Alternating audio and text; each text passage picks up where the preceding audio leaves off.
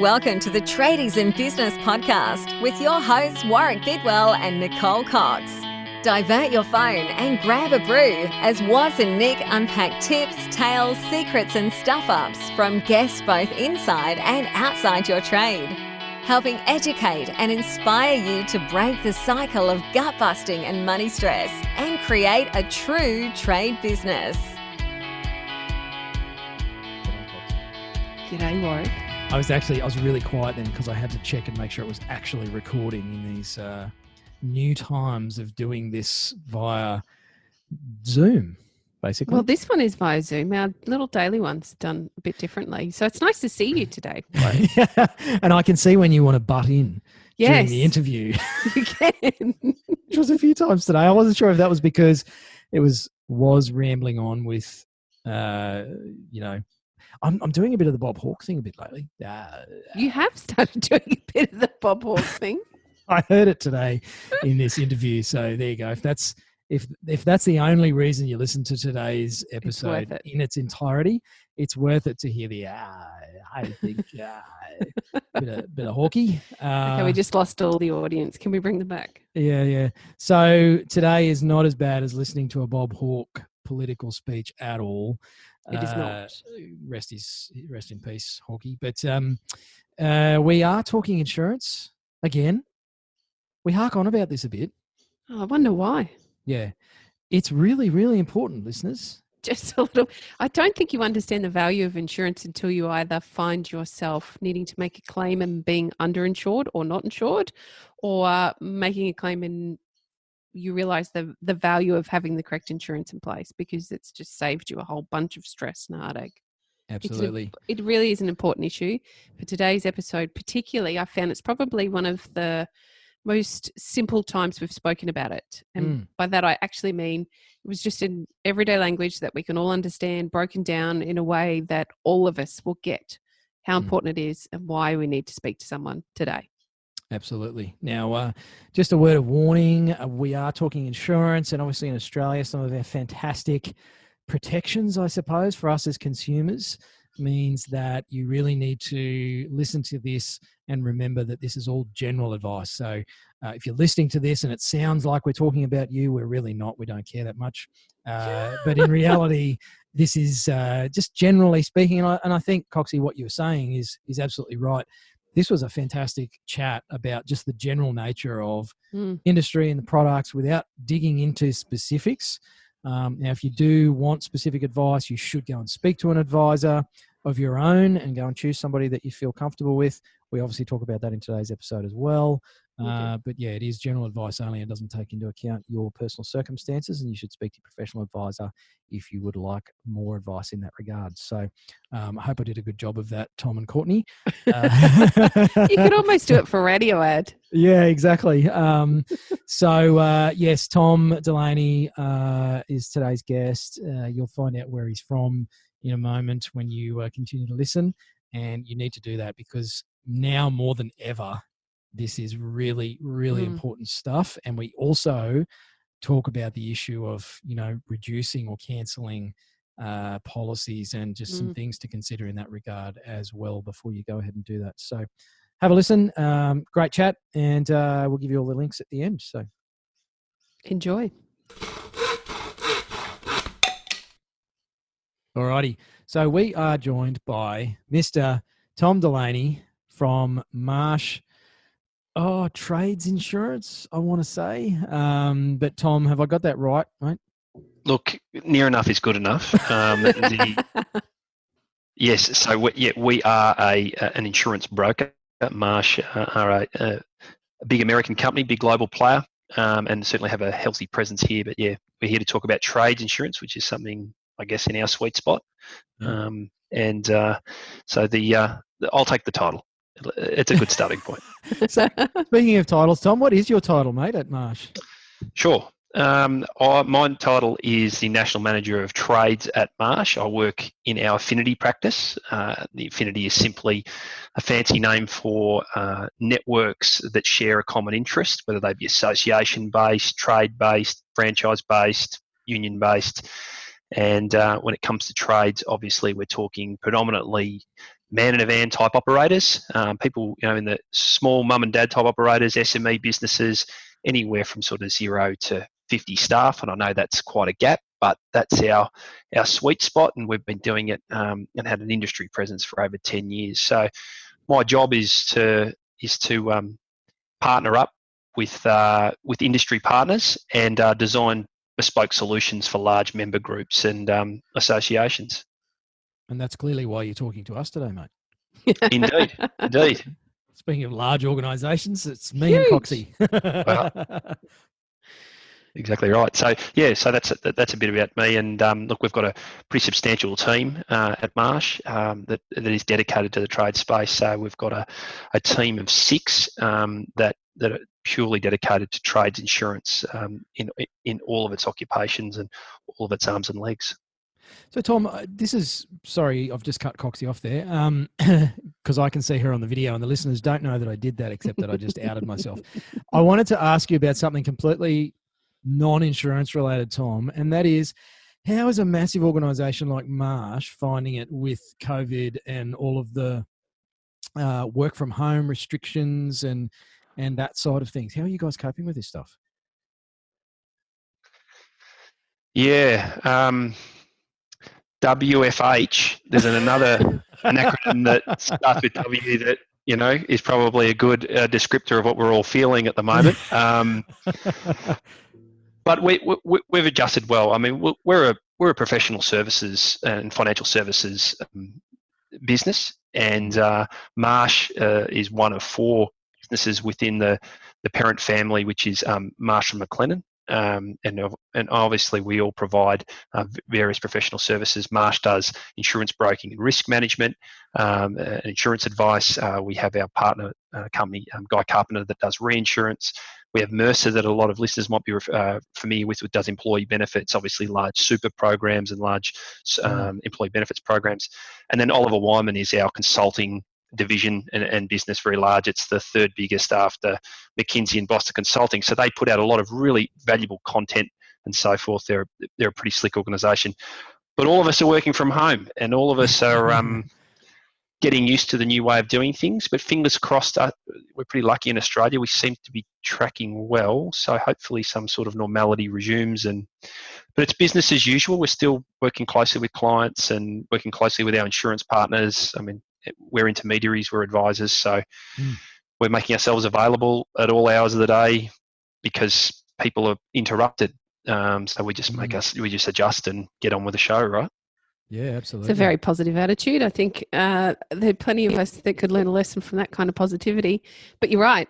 I guess as any kind of service-based business, we need to be able to service our clients when they need to be serviced, rather than previously, perhaps we've set some parameters or boundaries in how we work with people, or at what time even we'll work with people. But that's not applicable anymore. Now we need to be really doing what's necessary to ensure that people are getting the service that they require when they require it. So that I can imagine that would be a big change for you guys at Marsh. Yeah, it is. It is a change. But sort of as we both agree on, it's something that we just must acknowledge. And I think another positive that can be taken out of it is that we may not return to the normal we knew, but we might return to a new normal, and that new normal might be a better way of doing business, transacting, trading. It will probably improve some habits that we thought were good habits that probably weren't such good habits. And ultimately, we're probably going to become a more resilient society. Australia's pretty resilient at the best of times, but I think it's just going to be a nice, in time, not now, but it will be a war story that we can all sort of hark back on and talk to the grandkids about and say, look at the lessons we learned out of that, and this is why we're better as a result. And that's why you should wash your hands when you go to the toilet, kids. Yes. And don't ever complain about being bored. And don't eat bats. Yeah. All right. So what's your background, Tom? I mean, you've obviously got a history in this industry, in the insurance industry, but is there an interesting entry story for you? I find a lot of our guests, when we dig a little deeper, it's like, they used to be a performing bear in a circus or something, but funny you say that, actually. So When you talk to insurance professionals, there typically is a bit of a quirky backstory, because it's very rare that as an 8-year-old we sit there, kicking the footy around and dreaming of being in the insurance game for our adult careers. However, my I guess interesting or passion when I was younger was certainly in the media. I did a media studies degree, journalism degree, and I've always had a bit of a passion for numbers and the business side of things. And like many of us in the insurance game, I had a lot of mates. I was a pretty active youngster, played a lot of sport, so forth, and playing football in my early 20s. Had a lot of mates in the construction game, and a building advisory position became available at an entry level when I was in my early 20s. That was insurance affiliated, and one thing led to another. And I've always loved the construction game. I've pretty much always been affiliated with construction insurance in some form or shape, whether it be domestic building, whether it be construction professionals, so architects and engineers, and now at Marsh here in my current role, looking after blue collar man in a van trades in all their various shapes and sizes. So I've got a real passion for the industry. I think it's something that's unique to Australia in terms of how we value the trade industry and the construction industry. It's not an experience that you see everywhere in the world. It holds a level on. It certainly holds its own in Australia, and it's a shame that it's not more broadly around in other countries treated with the same level of respect as it's given here. It's an interesting point. I've done some interviews over the years with, trade business or contractor business coaches and stuff out of the US, and we've had contractors on the show, and they're just not held in the same regard in the States. In fact, it's almost, a lot of the trades, as we would call them, are almost looked down upon as, a lower class of worker and business. And yet in Australia here, I think we treat a lot of the trades like our footy stars. They're and I think it's a good thing, because just have a look at now, and we'll talk about some of the changes to the landscape with COVID and what that means for insurances. But in terms of the businesses that we really do need, it's the trades, it's the contractors, it's the plumbers and the electrical contractors, and it's like those guys are absolutely now really important, because we're screwed without them. Yeah. I think Australians appreciate that we. Have you ever tried to unblock a toilet? It's really hard. Yeah. It's really, really hard, right? I don't want to do it. Have you ever tried to build a deck? It's not easy, right? And look, I've got little office boy hands here, as you can imagine, right? So I'm calling in tradies all the time. And I think in Australia we have a level of professionalism. Our licensing arrangements for certain trades, I think, goes to show the level of involvement, dedication to their occupations, the level of passing on of vital skills from one generation to another. And I think, probably one of the side effects of Australia being a nanny state is that we have completely elevated the level of professionalism in certain trades.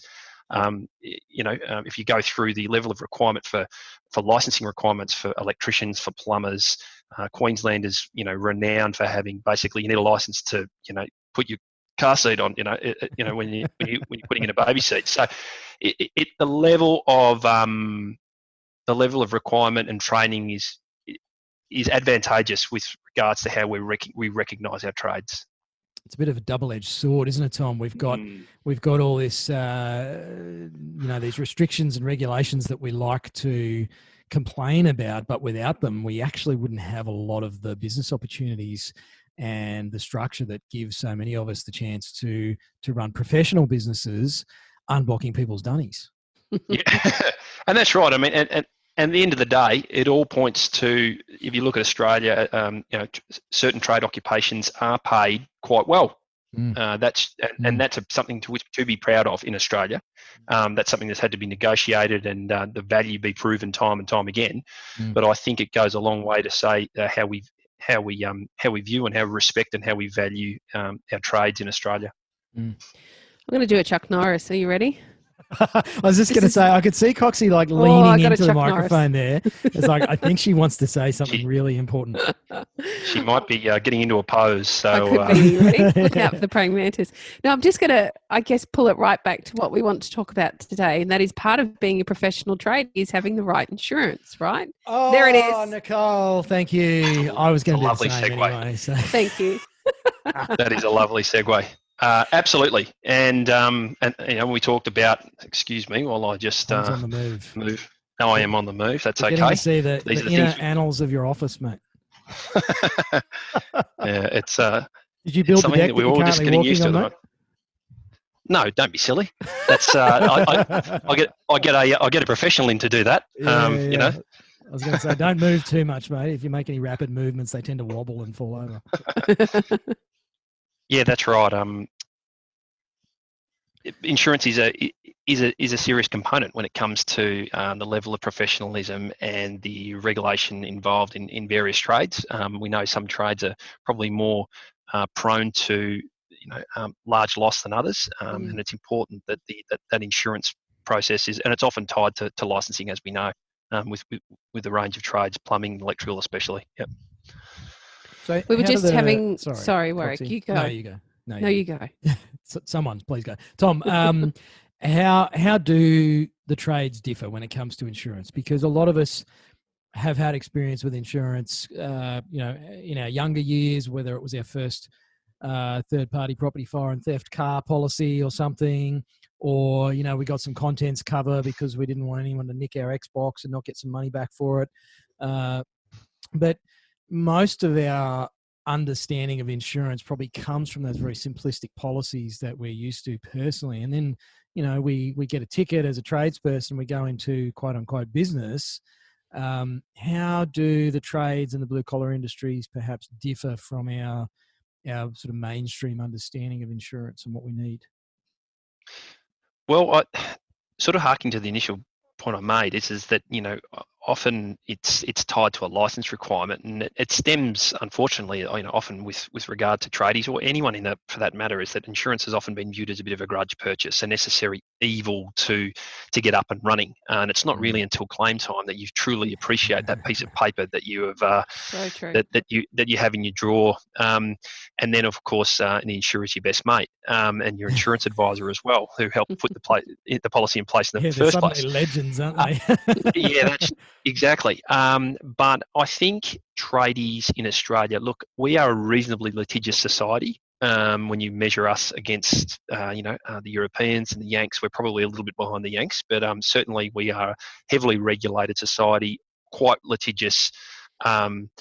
We now trades understand that it's sort of a foundational requirement when you're starting your business, that insurance is it's a tick box exercise, but it's vital. It's not something to backfill. You don't want to be understanding the reasons why you need it after you figure out you need it. That is not the situation you ever want to be in. And look, some of the trades that we're talking about, I know we're talking in broad terms about the various trades, but some of them are quite high hazard. There's no getting around that. Tradies don't need to be told what they're doing is risky. We can talk about the exposures to their own health at times, the risks they take. You've got roofing contractors, sparkies, plumbers. That at times they do some risky work. Builders, carpenters, and so forth.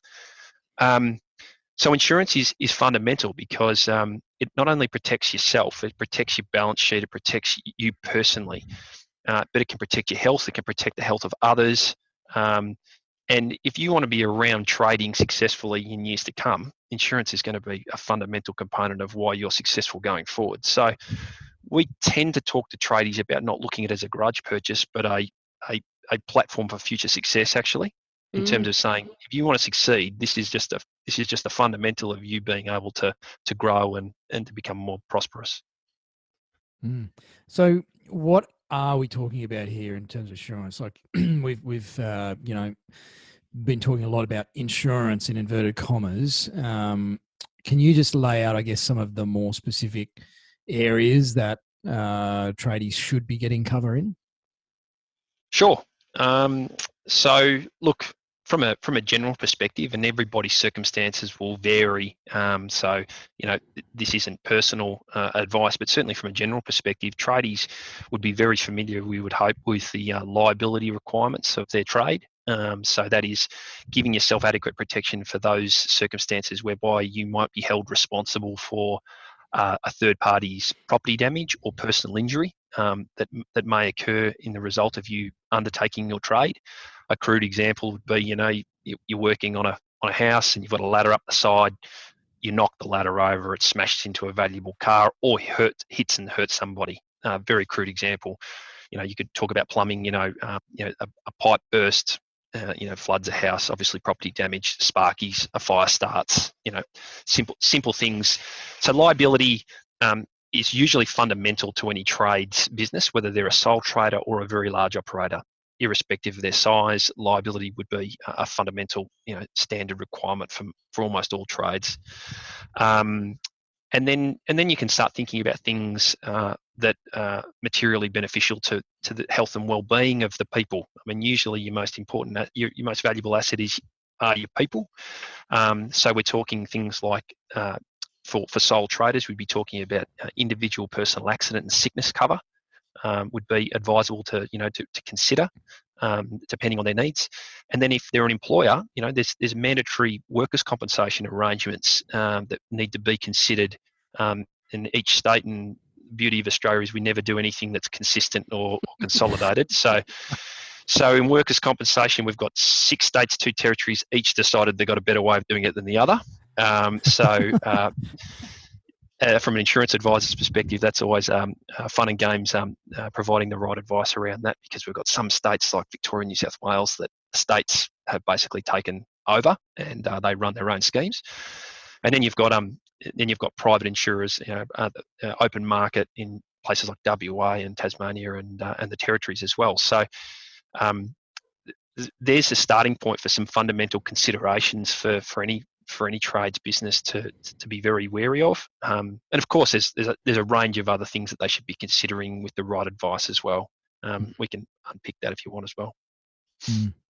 So what about, so that's all, I guess, fairly straightforward. Well, it sounds it to me. Maybe I'm oversimplifying it, having worked in the industry a little bit myself. But what's changed with the recent hiccup globally with this COVID thing? Has there been a bit of a shake-up of either the industry or what people should be looking at, Tom?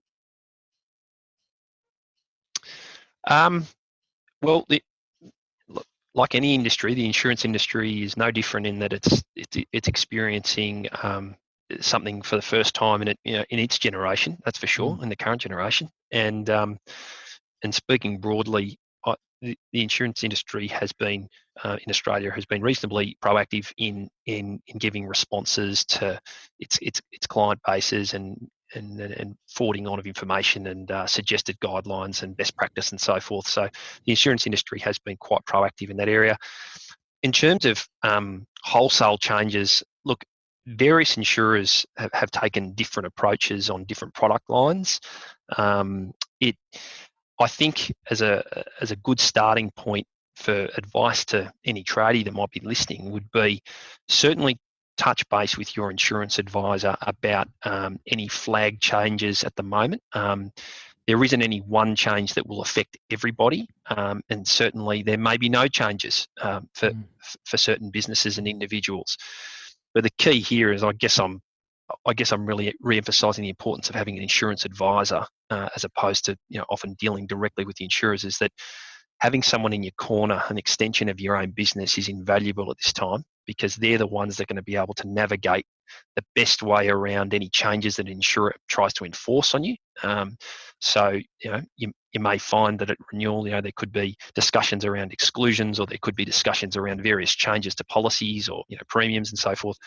Having an advisor is just such a great starting point. It's your insurance guy or girl. It's somebody in your corner who advocates for you and only you. Looking for your interests only and making sure that you're getting the best outcome. So there are certainly opportune times to reconsider a few things. Like if you are a sole trader, it might be an opportune time to to consider things like personal accident and sickness cover. I mean, we are talking about a health crisis here. And first and foremost, having some sort of program that might be beneficial to you if you were injured or sick would provide your business with some resilience going forward, especially for sole traders, and then just getting the right advice around your general insurance programs is probably a really good starting point, and your broker or advisor is the best place to do that. And obviously, Marsh is very keen to speak to anybody who needs that advice. Yeah, for sure. Can we talk about that just a little bit more? Sorry, Warwick, I'm going to jump in this time. Go for it. Because I find that one of the most common or confusing questions around insurance, particularly for the young guys or girls getting into the trades, is around how they find that quality information, because time and time again, they're just sold a stock standard policy and they don't have that advisor in place. And the perception for so many of them is, well, it's too expensive to get an advisor. They're going to sell me something that's far more expensive than this stock standard policy. So can we talk a little bit more maybe around, I guess, dispelling the myth that it is more expensive, because at the end of the day, if you've got the incorrect insurance, nothing's more expensive than that. And secondly, how do you actually find the right advisor? Because for many of the, particularly the younger tradies, they haven't had this experience yet. They don't know what to look for. Are there some guidelines you can give us there on what we should be seeking out? Yeah, well, absolutely. There is a bit of a myth with regards to the costs associated with engaging an advisor. Insurance advisors typically, we're remunerated like many. We have, through fees and commissions with placement of insurance products. So typically, what you find is that the net effect is very minimal, if at all. And when weighed against what the value that's being provided to you, it's always worthy of consideration, serious consideration. In terms of how to locate an insurance advisor, so we are represented by an industry body called the National Insurance Brokers Association, so NIBA, N-I-B-A, and they are a wonderful organisation that represent all parts and arms and legs of the insurance broking fraternity in Australia, and they actually have a find a broker type link, so you can go from postcode and so forth. It'll bring up. But look, from Marsh's perspective, what we are able to bring to the table is industry expertise. As I mentioned before, we've got a dedicated team of 6 specialists that deal solely in trades insurance, various occupations, various product lines. We deal in things like liabilities. We spoke about individual personal accident. We talked about group personal accident, whether it be your tools, your motor vehicle, your trailers. We talk about management risks for those that have more extensive businesses that might be looking to protect themselves personally for deemed wrongful acts as a director or an officer. We have all of those types of solutions for them as well. So the other one that seems to be getting a lot of traction at the moment that I probably should mention in this COVID environment we're working in is cyber. So people are finding new ways to work. They have to, working from home. Businesses are automatically up and running at home off their own internet connections, off their own servers at home and so forth. Unfortunately, we call them bad actors in the industry, but let's call it for what it is. Criminals are having a field day, and they're coming up with all funky ways to separate you from your cash. Yep. And we are seeing spikes in breaches. We're seeing massive spikes in ransom demands, and also fancy things called social engineering, which is a technical term for basically Warwick. You're the CEO, and Coxie, you're in the finance department, and you receive the CEO email saying, please pay this supplier this amount of money, and you're under pressure, and you think, oh, well, I better pay it. Well, the boss has told me to pay it. Yep. And then you turn around and realise that was a fraudulent email, and that 10, 20, 50, I've seen 100 grand, 150 grand invoices settled. That's gone, and it ain't coming back anytime soon. So we're seeing a real upswing in SME claims because they're low-hanging fruit. The level of education and expertise and security around their systems is far reduced, understandably, than a large corporate entity. So that's something to be mindful of as well. Even though you might be a trades on a tools, how are you actually transacting your business? I'm not talking about building something or fixing something, but how you actually, the fundamentals of how you're transacting, the data that you have about your business, how you paying bills, et cetera, how you receiving payment. All of that's online. So you need to be very, very wary. Coxie, you should probably have a look at that, being a self-confessed technotard. So true. So true. There's a lot of changes, though. These are the little incremental changes that we don't really think about, and they kind of creep up on us. And the total advantage of having an advisor and not just going with the stock standard policy is that you actually have a person who's invested in your business. They understand your business, they understand the way that you operate, and they can give you that correct advice rather than, there's a change made, you're not communicated that change, you've got no idea, and suddenly you're not covered for some of the things you assumed you might be covered for because you didn't really understand the policy document, which probably goes to, I think we could talk a little bit, Tom, about how much information insurance brokers have to consume and distill on a day-to-day basis with this rapid change so that they're able to effectively communicate that to their client base. That's a massive job in itself. Yeah. Well, look, we're certainly not supermen, but we are working in an environment which is unique to everyone. Yes. And I think you summarised it perfectly. What we're trying to do is continue to add value in the communication chain, because at the moment everyone's a bit overwhelmed just with the constant 24/7 news cycle of information. There's a lot of confusing communication, whether it be a regulatory environment or whether the premier's come out and said something. And in an insurance context, that can be often quite overwhelming because you don't know who to listen to. An insurance broker's job is to simplify that and say, actually, there's 10 things you're hearing at the moment. These are the 2 you need to focus on. This is what's material to your business right now. And that's where an insurance broker's worth their weight in gold. You did spark me on something I recall recently, and I won't go into the occupation or those involved, but a classic example would be whereby there are regulatory requirements for insurance to carry certain provisions within it for a certain occupation.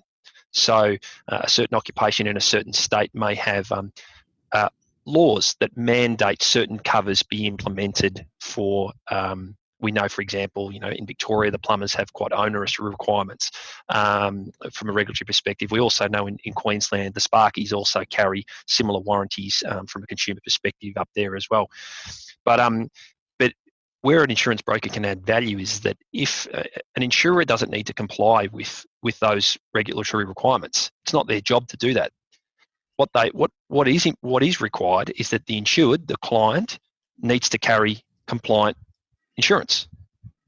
So if you just go out on your own and aren't aware of what those regulatory requirements are, an insurer can quite, as long as they meet the APRA requirement, they can sell a product that says X, Y, and Z, no problems. An insurance broker's job is to say, well, actually, product A over here, that's compliant with your state's rules and regulations.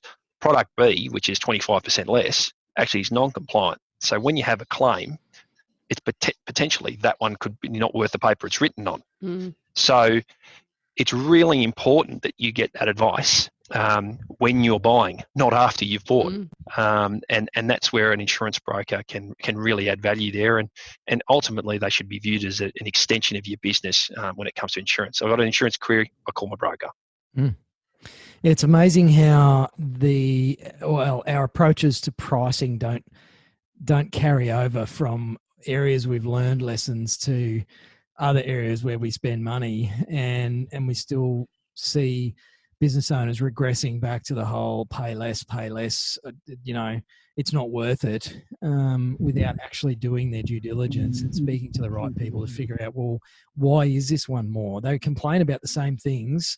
G'day, listeners. If you've complained about your clients ever screwing you on price or ditching you for the price-cutting cowboy down the road, then go get yourself a shaving mirror and have a look in it before you actually do the same with your insurances and everything else that you need for your business. So does my head in. But it raises a question I wanted to bring up, Tom, and just get your thoughts on this, mate. I suspect with the economic impact of COVID is real. There's a lot of people under pressure. A lot of businesses are doing it tough.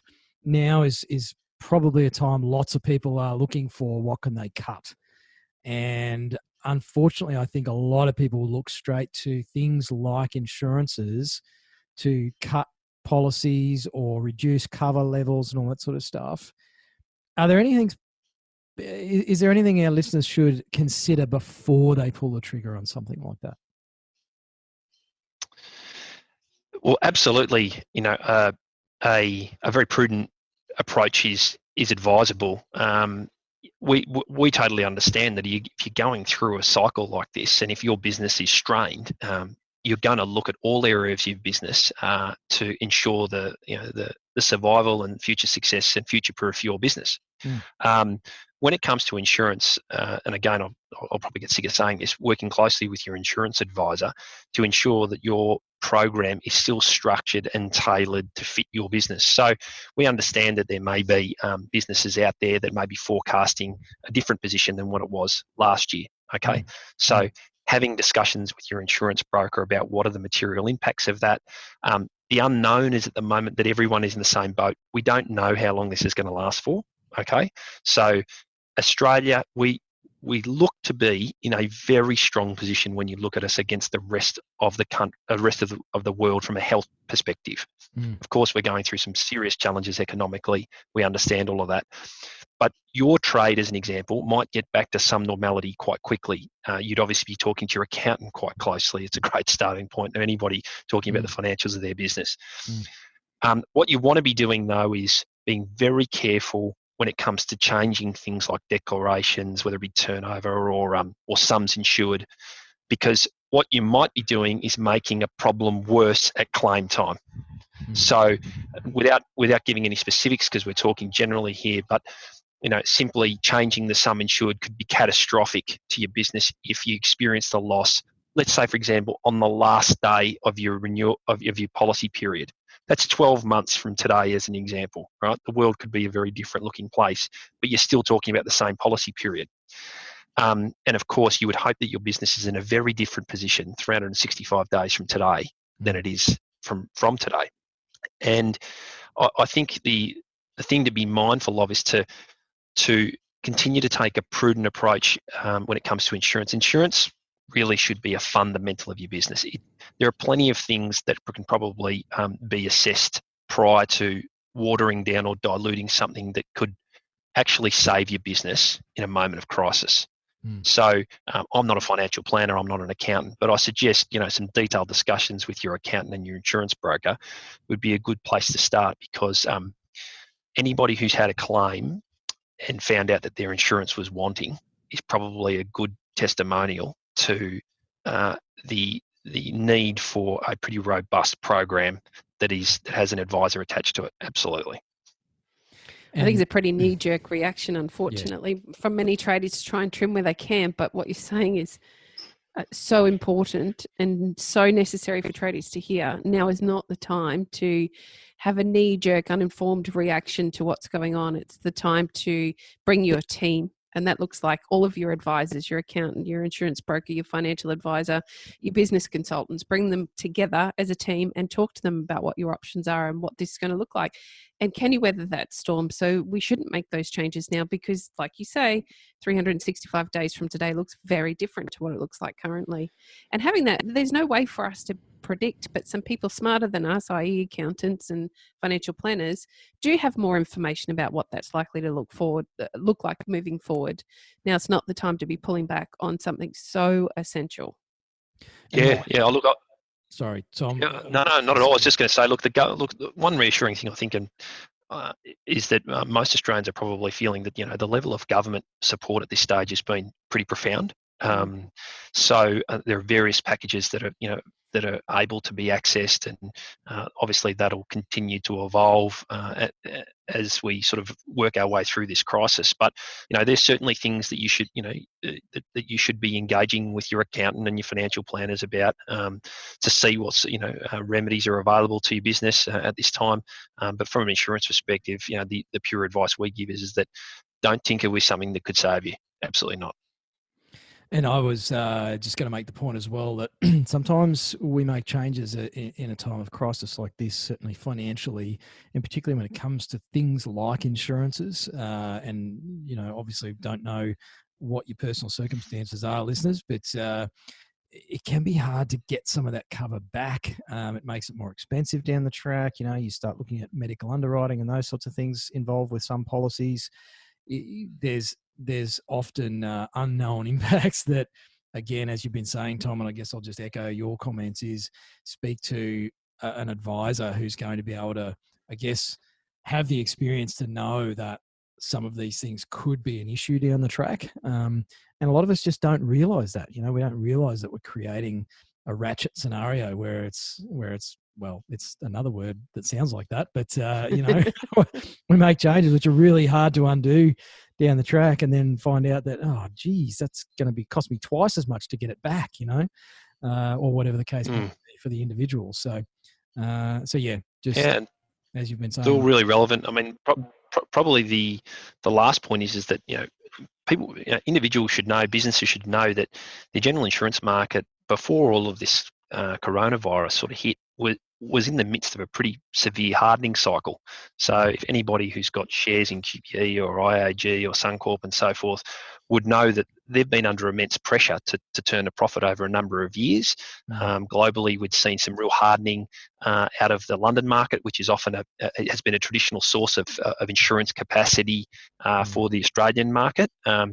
Its syndicates at Lloyd's had been severely affected by some natural catastrophes, and of course we had and this was all preceding the bushfires, and then we had the bushfires, and we're talking multi-billion-dollar losses over there, and then this happens, and we don't want it to be a tale of woe, but certainly it is a bit of a perfect storm in a sense, and it probably just reinforces the need to obtain the right advice for your business, which would be different for every individual's business. But I think with the right advice, it'll help you navigate through these sort of unsettled times. And an advisor is there to help you know when to transfer the risk, and then also to work with you to work out what level of risk are you willing to retain. What level are you willing to work with to be able to make sure your insurance policy is doing what it needs to do? It's still competitive. It still does all the things you need it to do, and it's going to be there to save the business when the proverbial hits the fan. Great advice and information, Tom. Coxie just sort of got the pose again. Is there something there, Coxie? Is there another Chuck Norris segue? No, I don't have another Chuck Norris segue. I think it's time for your all-important, all-encompassing my big question, which always gets question. Built up, and then it's a bit of an anticlimax. But oh no, I think we polarise some people with your big question. Oh, okay. So Tom, I sounds daunting. We beat it up a bit. It's usually pretty straightforward. Mate, I like to ask this question of our guests, and that is, if you had 1,000 tradies in a room, trade business owners, what is one thing you would just desperately want to tell them, or piece of advice you'd like to leave them with? General advice, of course. That is a good question. So 1,000 tradies, well, it would be a pretty busy, loud room, I would think. So it might be hard to be heard over the hum. But look, I think keeping it insurance related, because that's obviously what we're talking about today, is that I would like to acknowledge it about some of the things that they like to do. I mean, usually tradies, they love their toys, they love their lifestyle, they're usually pretty active individuals. What we like to do is make sure that we want to encourage and ensure that they can continue that type of lifestyle, but we want to make sure that they can continue to do that until they're the ripe old age. And the way to do that is to actually structure up some programs, spend an afternoon with an advisor or a couple of hours just working through the necessary steps so that they can continue to do that. I think part of the great Australian ways is that we love our outdoors, we love our freedoms. They're things that are just fundamental to most tradies. They love being outdoors, and they love being sporty and active and that sort of stuff. An insurance advisor can really help them ensure that they can continue to do that and get the maximum amount of life, whether it be from business or whether it be time with their families. Insurance is there as a facilitator for people to lead healthy, successful lives. I like it, mate. Good answer. Coxie was scrutinising there. I could see she had that twinkle in her eye of like, "Oh, how's he doing?" That was great, mate. No, it's a perfect answer. I can re-answer if we can just dub over that one. We don't do any editing here, mate. Especially post COVID, it's like editing is off the agenda. Absolutely, there's too much else going on, mate. So listeners sitting there thinking, geez, it sounds like I need to pull my finger out and have a look at all this. What's the best place for them to go and find out more about Marsh, especially? And, what are some simple things they need to do to get started? Yeah, sure. Well, Marsh has a pretty large presence in Australia. We have over 2,000 staff now just in the insurance side of the business. But what is unique about us is that we have a dedicated SME business Marsh Advantage in Australia, which is designed for that, as I mentioned to you before, that sort of 0 to 50 staff type enterprise, and we've got decades of trades experience. So actually, we have our trades platform that's up and running. Trades can buy public liability insurance online, so it's trades.marshadvantage.com.au. There's plenty of information on there. There's also our Marsh Advantage website, which has plenty of detail and history about what it is we do. We're able to offer pretty extensive services outside of just the traditional insurance space. And as I mentioned to you before, we've got some sister companies that do some pretty funky stuff as well. So depending on your size of profile of business and the client needs, we're a professional services corporation, which basically means that we've got a lot of solutions for people, whether it be employee benefits, whether it be superannuation, so forth. We've got professionals that we can steer you towards that are advisors in those specialty areas. So, that website again was trades.marshadvantage.com.au, and we're looking to improve that as we speak. Awesome, mate. And look, listeners can get in touch with Nicole and I as well. Hit us up and we can put you in touch with the team, but go check out their services. And as Tom has said, and I'll echo, and the broken record is speak to an advisor. It flips my lid how many people go direct to product providers and expect to get a good deal. It's like they're only going to talk to you about one product. So I think that is such a massive overlooked opportunity and advantage of dealing with someone like yourself, Tom. Well, probably not you, mate, but one of the team at least. No, we can stick with me. That's fine for there. Yeah. I noticed you didn't give your mobile phone number out, mate, so that's good. No, look, we'd love to talk to your listener base. Clearly, we've got a lot in common with tradies in business. I think we share a lot of values, and ultimately, we just want good outcomes for trades. We want to see them successful. There's a reason why they're valued in Australia, and we want to see that maintained. Mm. Well, mate, thanks so much for your time today. Great to see the deck still standing, and mate, we'll no doubt hear more from you in the future. So, thank you again, Tom. No, thank you both, Coxie, Warwick. Thanks for having me on. Thanks, Pleasure. Tom. You've been listening to the Tradies in Business podcast with Warwick Bidwell and Nicole Cox. Find out more about today's guest, tools for your trade business, and other cool stuff at tradiesinbusiness.com.au.